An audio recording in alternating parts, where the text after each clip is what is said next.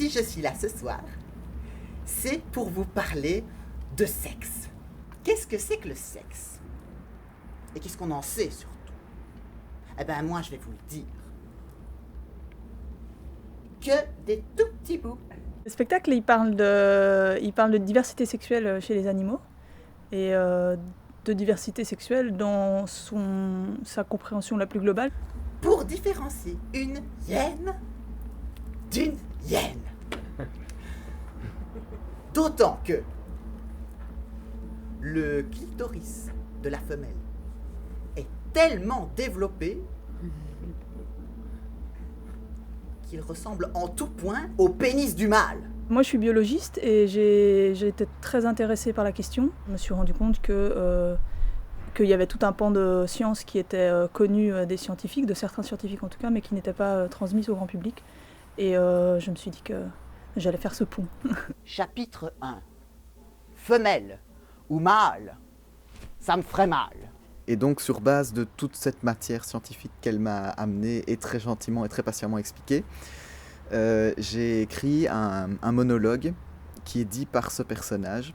Même moi, Josie, qui suis une experte en la matière, et depuis le temps que je suis sur le sujet, non mais je vous jure, plus j'avance et plus je recule.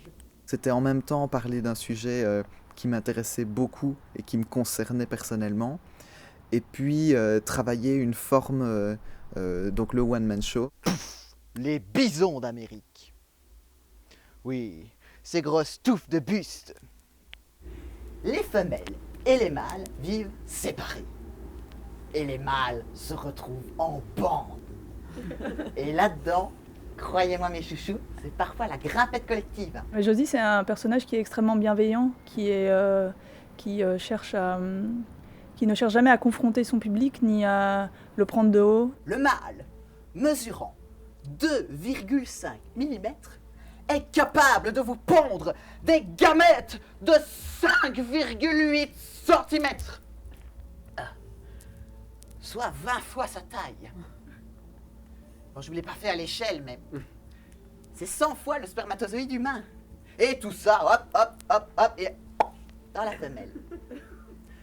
Les adeptes du fist peuvent aller se rhabiller.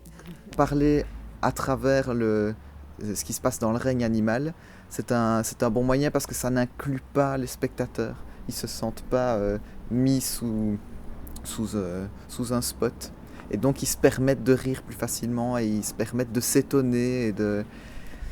Et donc c'est beaucoup plus souple comme ça. Chez le poisson clown, devenir femelle, c'est le sommet de l'ascension sociale.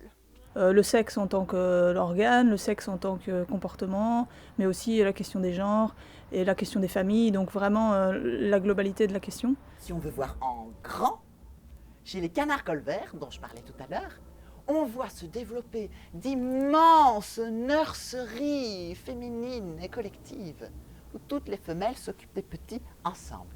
Procurer du plaisir aux spectateurs, c'est aussi une démarche très louable, mais aussi de dédramatiser un peu le rapport qu'on a avec le sujet de la sexualité, de l'identité de genre, de l'orientation sexuelle. Les collerettes noires, c'est tout autre chose. Ils restent entre eux. Et quand je dis entre eux, c'est carrément chacun pour sa gueule. Dans nos entrepôts, dans nos lecs, nos becs heurtent nos plexes. Ah, comme on est beau, vise les pectos des pignax, le match.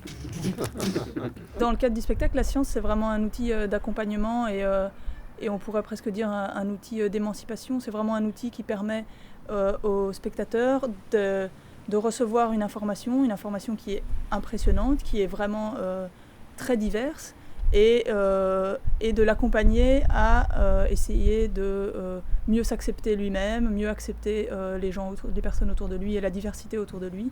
Et c'est vraiment comme ça qu'on a conçu le spectacle. Ce spectacle, c'est l'occasion de parler d'amour, de relations, de famille, d'identité, qui ne sont pas si alternatives que ça, puisque finalement tout est alternatif, puisque tout existe.